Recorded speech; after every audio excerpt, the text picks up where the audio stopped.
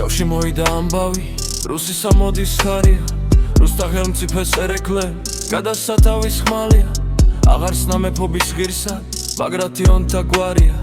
რამდენიც ფშავით ჩავიდა ყველას შეწჩივის წემლა და ჩემი ხალხი და ქვეყანა ყვანდა მეორე ღმერთა და მაგრამ ათავი ქართველე ვერ მოუხარე ერთა და არც ერთხელ მშვიდის ძალითა ვერ დავიძინე ღამითა ორი ერთ პირზე დამდგარი ჩვენში ვერ ნახე თვალითა მარტო მე რას გავხდებოდი ერეკლე თავის ხმალითა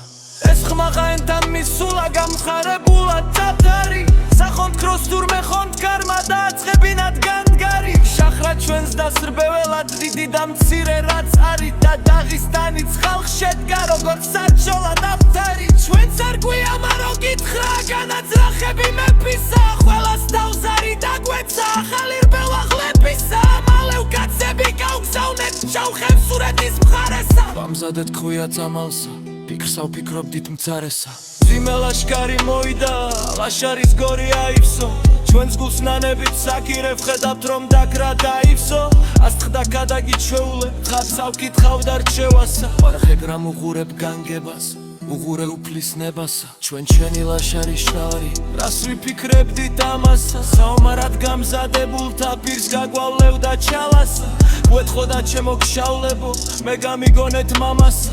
ხვილად თავზე გადიცვამ თანჯვასა და ხათაბალასა დრომდის ხვავილი აქვს გასული ჩემ ხმალს და იმის ძალასა ირჩევ ჩინიშინ წახვიდეთ გავყვეთ არაგვიშკალასა რუსის დავლათი ორ სადლზე დაბლა გარღვევს მიწასა თვითონ უფალი ხლალაობს სხვას არ თხოვლობს ძიძასა ეს იყო წელები დაგვწდგა შილშვილი შვილებს ბიძასა ხმალი ჩავაგეთ ქარქაშში თოფი შავკიდეთ კაჩხასა დღემდის გულს ვასმევ დალღამსა და აღარც ვამბობ თარასა